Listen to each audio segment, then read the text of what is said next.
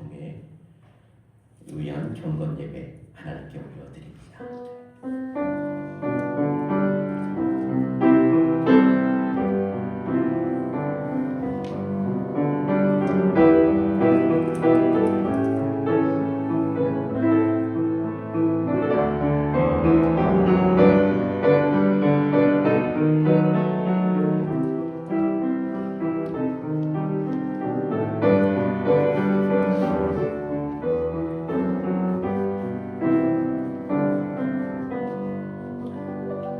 온 땅에 여호와께 즐거운 찬송을 부를지어다. 기쁨으로 여호와를 섬기면서 그의 앞에 나아갈지어다. 여호와가 우리 하나님이신 줄 너희는 알지어다. 그는 우리를 지으신 이요 우리는 그의 것이니 그의 백성이요 그의 기르시는 양이로다. 아멘. 거룩하시며 자비와 긍휼이 풍성하신 나의 아버지 하나님, 저희를 하나님의 거룩한 백성으로, 하나님의 정말 뜻을 이루는 거룩한 종으로 주님 택하시고 오늘 여기에 이르기까지 하나님께서 붙드시고 하나님의 뜻을 이루는 거룩한 도로 사용하여 주신 은혜를 감사드립니다. 올 한 해 동안에도 저희에게 여러 가지 일들이 있었지만 그러나 저에게 맡겨진 일들을 충성되이 감당할 수 있도록 주께서 저희를 사랑하여 주심을 감사합니다. 또한 이 한 해 동안 저희 호서지방회를 통해서 하나님의 계획하심을 이루시고 하나님의 영광을 나타나게 하여 주심을 감사합니다. 오늘 호서지방회 이제 종회를 앞두고 저희가 이 예배를 통해서 하나님께 영광을 올려드리옵나니 저희 예배를 하나님 기쁘게 받아 주옵시고 이 예배 가운데 임재하여 주시옵시며 오늘도 주님을 사랑하는 주의 백성들을 위하여 예비하신 주의 크신 은혜를 풍성하게 내려주시옵소서.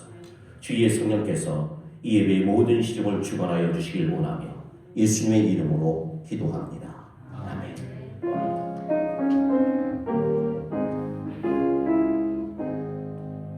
저희들 이 시간 찬송 447장, 통일 찬송 448장, 이 세상 끝날까지 찬양드립니다. 이 찬양 드리신 후에 오늘 이 예배를 위해서 장흥교회를 심호하시는 박남수 목사님 기도 인도해 주시겠습니다.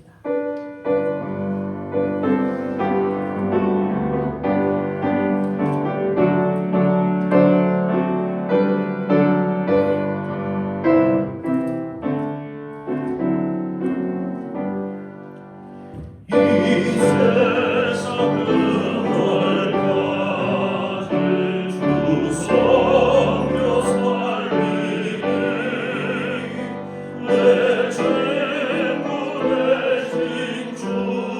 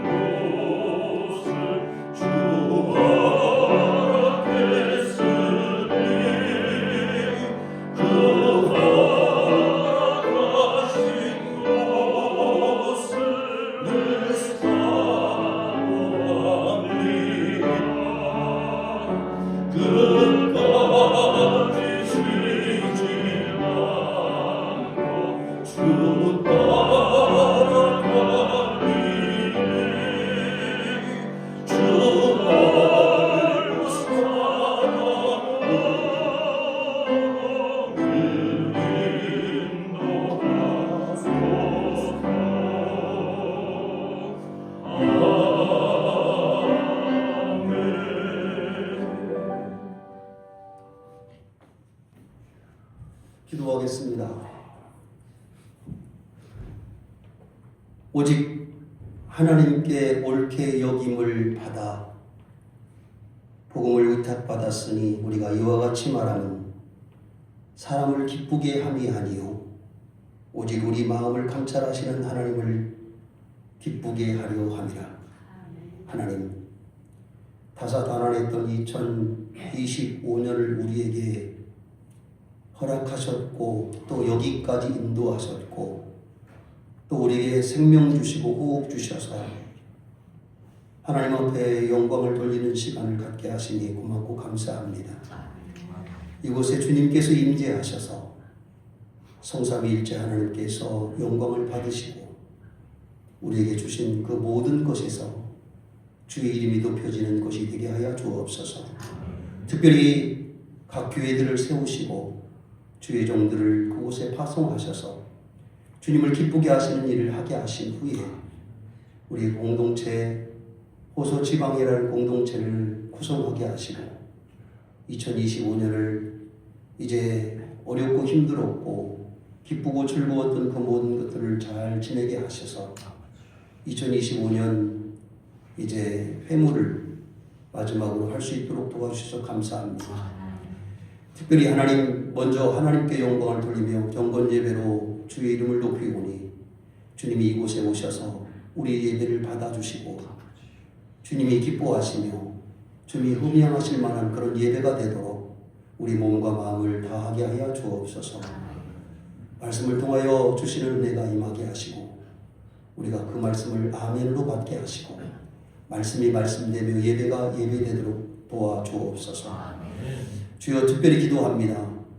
15개 교회들을 주님께서 주의 손으로 붙잡아 주시고 오른팔로 붙잡아 주셔서 하나님 강건케 하셨사오니 2026년에도 어려움 없게 하여 주시고 날마다 부흥하며 날마다 구원받는 수가 더하게 하여 주시옵시고 주의 종들을 특별히 육신의 강건함을 허락하여 주셔서 육신의 연약함 때문에 주의 일을 하는 것이 막히지 않도록 도와주시며 자녀를 축복하시고 성도들을 지켜주셔서 영권, 물권, 인권의 축복이 가득할 수 있도록 도와주시옵소서. 이후에 회무도 주님이 지켜주시고 특별히 말씀을 통하여 은혜 받기를 원합니다. 그 말씀이 우리 심령의 골수를 쪼개게 하여 주시고 우리가 하나님 앞에 다시 돌아와서 하나님의 뜻을 받들 수 있는 그런 회복의 시간이 되도록 도와주시옵소서. 이 장소를 대한 우리 광천중앙교회를 주님께서 축복하시고 이 교회를 통해서 하나님의 영광이 나타나며 목사님, 사모님, 자녀들 또 성도들 모두가 하나님의 뜻을 이루는 귀한 축복의 종들이 되게 하여 주시옵소서. 전부터 끝까지 주님께서 이 회무를 주관하시고 예배를 받으시기 원하며 예수님 이름으로 간절히 감사하며 기도하였습니다. 이 시간 광천교회를 심호하시는 이건무 목사님 나오셔서 하나님의 말씀 성경 공독해 주시고 하나님의 말씀 대언해 주시겠습니다. 네, 말씀 보겠습니다. 히브리서 12장 28절 한 절입니다. 히브리서 12장 28절 한 절입니다. 함께 합독하도록 하겠습니다. 시작. 그러므로 우리가 흔들리지 않는 나라를 받았은즉 은혜를 받자. 이로 말미암아 경건함과 두려움으로 하나님을 기쁘게 섬길지니. 아멘. 사랑과 은혜가 충만하신 아버지 하나님 고맙고 감사합니다.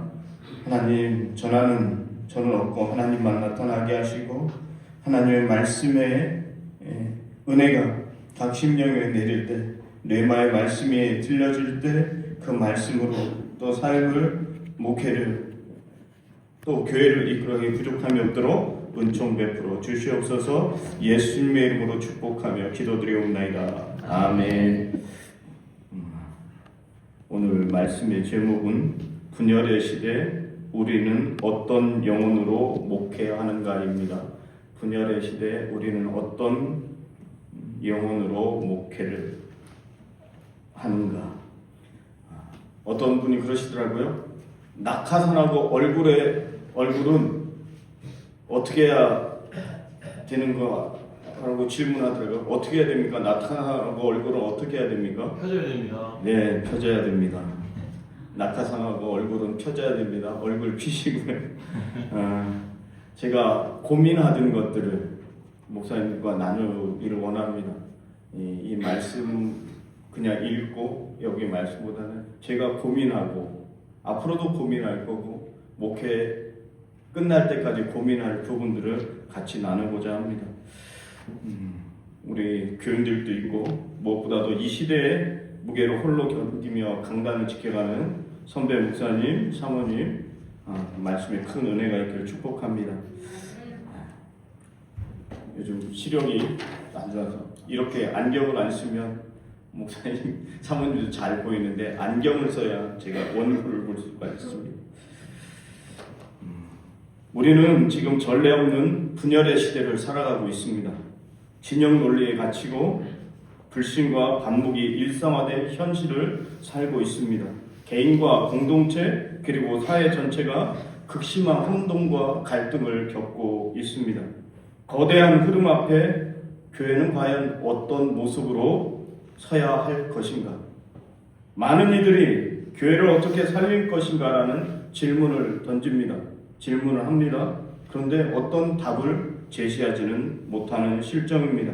저는 오늘 그 질문보다 먼저 훨씬 더 본질적인 질문을 던지고 싶습니다. 그것은 바로 우리는 어떤 영혼으로 목회를 하고 있는가?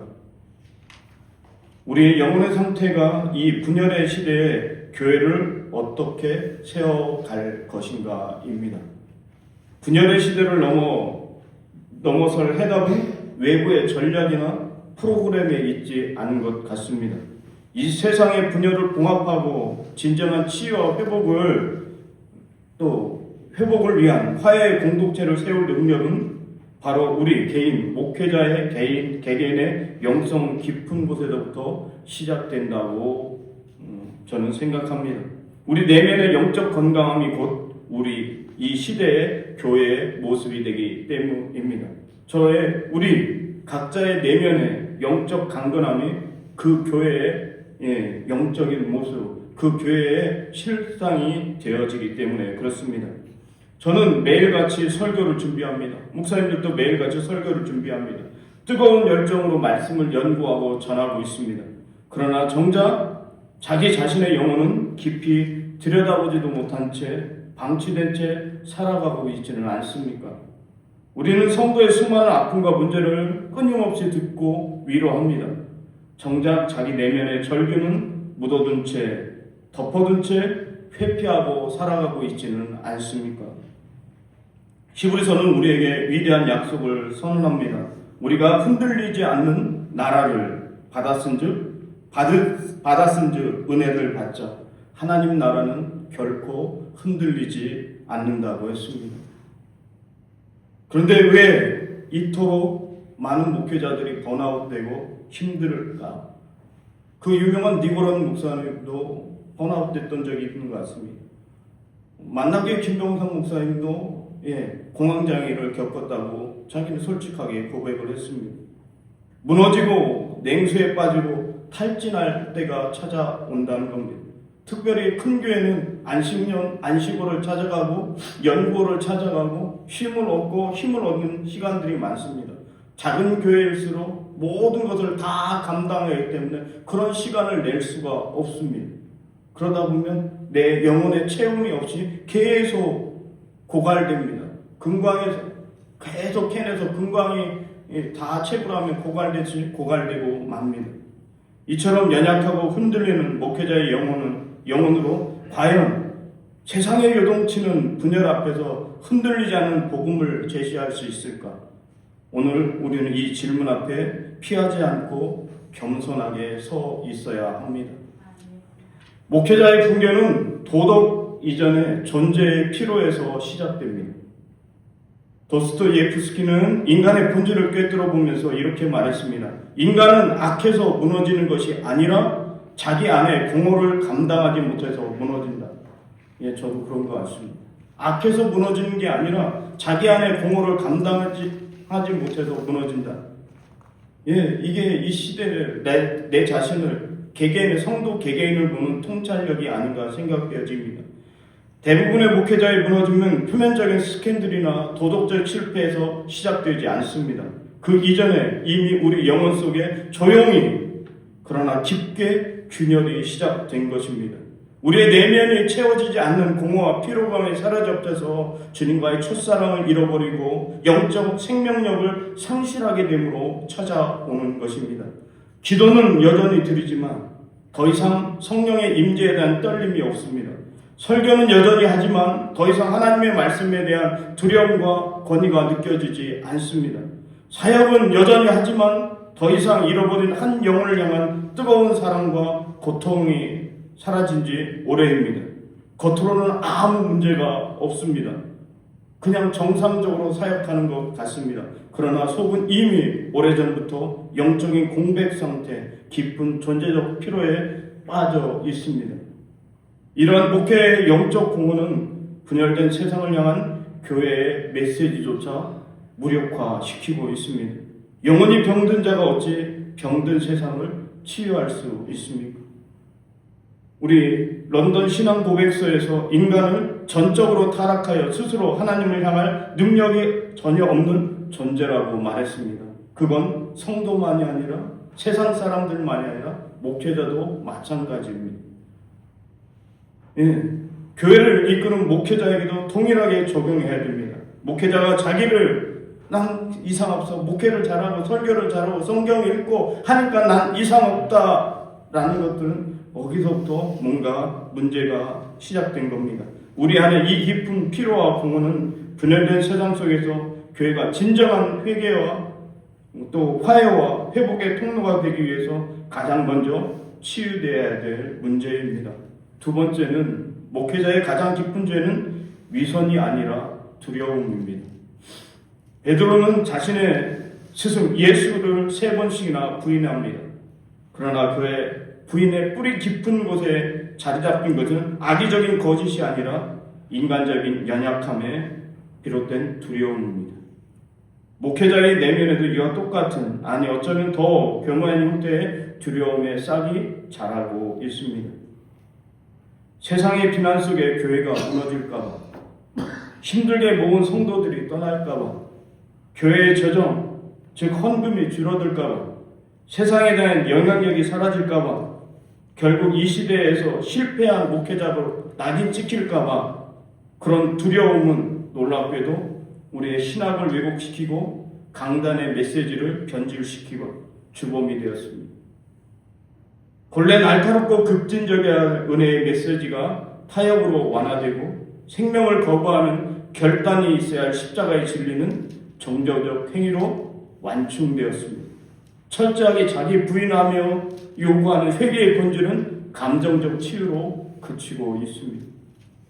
드리트리 보네퍼는 이 현상을 분열된 시대의 교회에 대한 날카로운 비판과 함께 통렬하게 규정했는데 뭐라고 했냐면, 값싼 은혜는 회개 없는 용서요, 제자도 없는 십자가요, 고난 없는 그리스도다라고 말했습니다.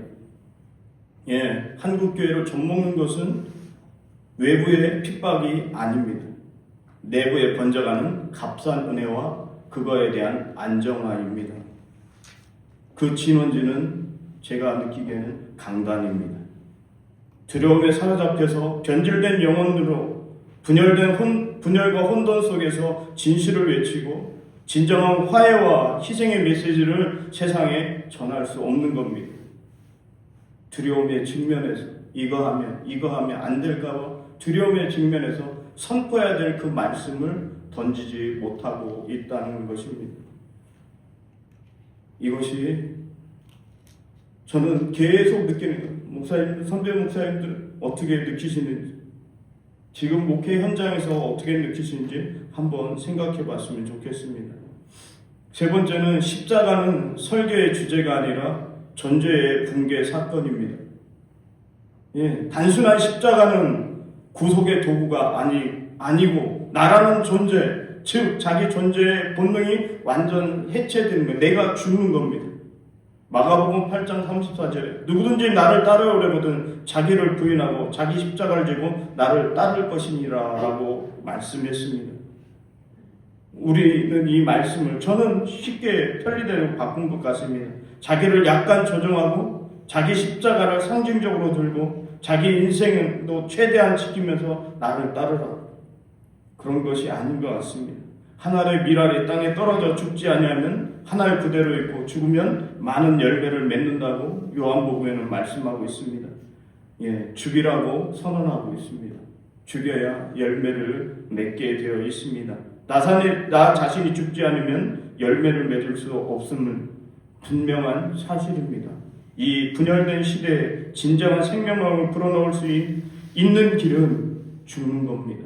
예수 그리스도가 종의 형체, 자기를 비워 종의 형체를 가지고 사람같이 되셨고 자기를 낮추시고 죽기까지 복종하셨으니 십자가의 죽으심이라고 말씀하고 있습니다. 주인처럼 지는 것이 아니라 종으로서 그 십자가를 지는 그 삶, 내 존재 자체의 붕괴가 이루어져야 됩니다. 또한 네 번째, 하나님 나라와 목회자의 실존은 지금도 정면으로 충돌하고 있다는 겁니다. 고민되어지는 부분입니다. 대림절, 대강절 기간에 더 고민되는 부분입니다. 런던 신앙고백서에서 예수 그리스도를 지금도 교회의 유일한 머리요 왕으로 고백합니다. 정말 예수 그리스도가 유일한 교회의 머리인가? 왕인가?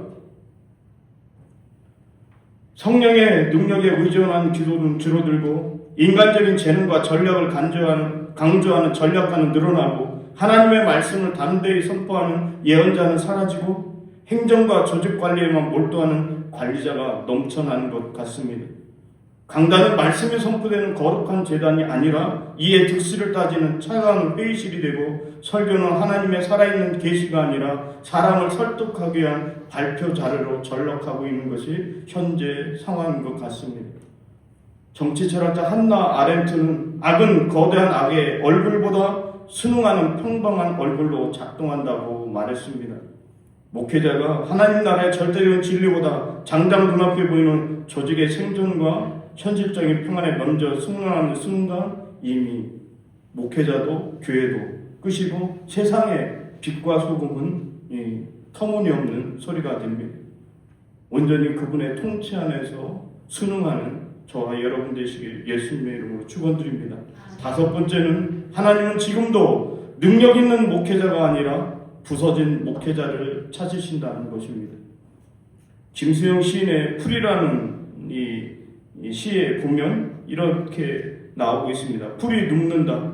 바람보다 더 빨리 눕는다. 바람보다 더 빨리 울고 바람보다 먼저 일어난다. 풀이 눕는다. 그러나 풀은 부러지지 않는다.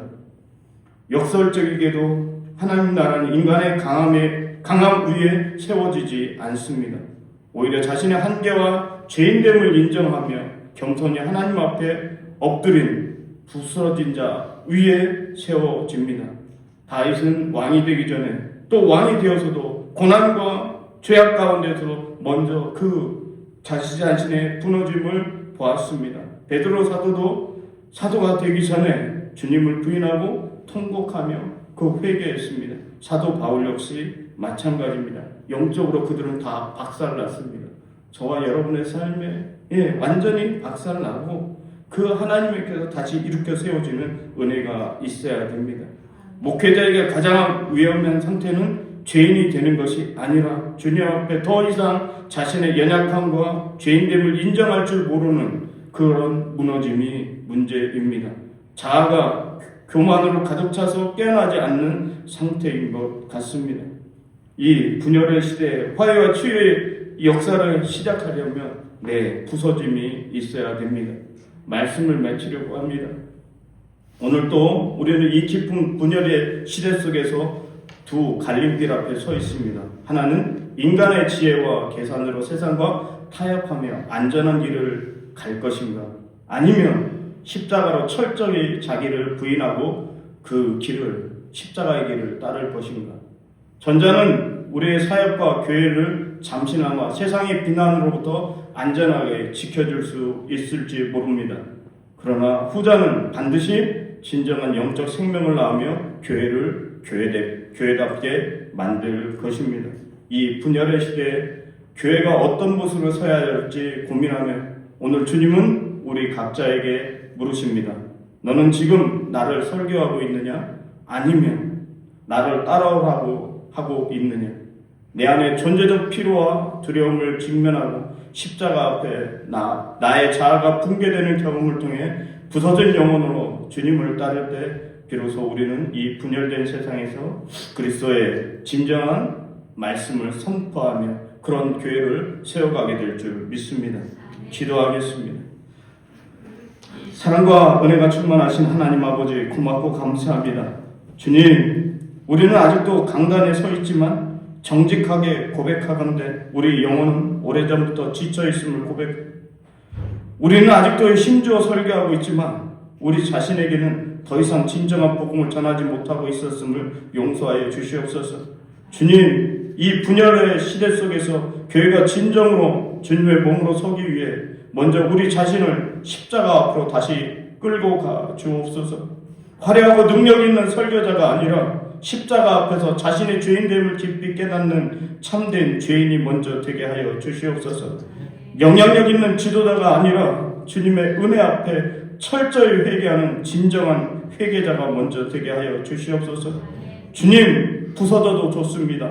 잃어도 좋습니다. 작아져도 좋습니다. 다만 이 분열의 시대 속에서 우리가 주님의 이름을, 주님의 사랑을, 주님의 복음을 다시는 잃지 않게 하여 주시옵소서. 그리하여 주님의 몸된 교회가 세상을 향한 진정한 희망이 되게 하여 주시옵소서. 예수 그리스도의 이름으로 기도드리옵나이다. 아멘.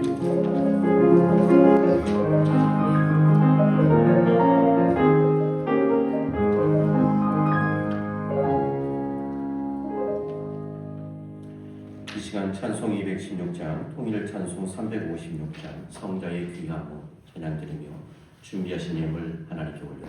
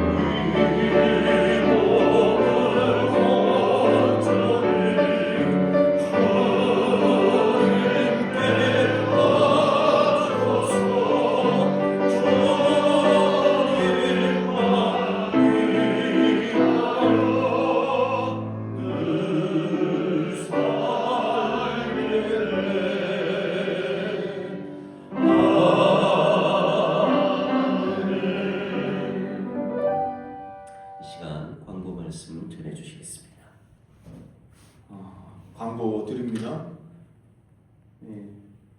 예배 끝나면 회무는 본당에서 진행하겠고요. 사모님들은 친교실에서 그동안 친교하시면 되겠습니다. 그리고 식당은 1시에 예약했습니다.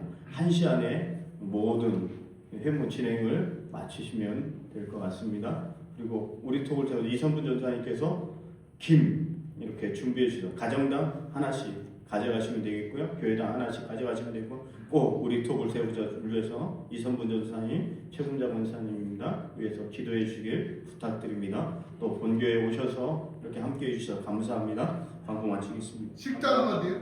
식당은 말 안 했잖아. 바로 옆에 우리 늘 가는 맛있는 청아 돌솥밥. 식당은 얘기를. 이 시간 저희들 찬송 314장, 통일 찬송 511장, 내 구주 예수를 더욱 사랑 이 찬양 들으신 후에 올 한해 부서지방회장으로 섬겨주신 이경철 목사님 나오셔서 드려진 예물을 위해서 그리고 이어서 축도해 주시겠습니다.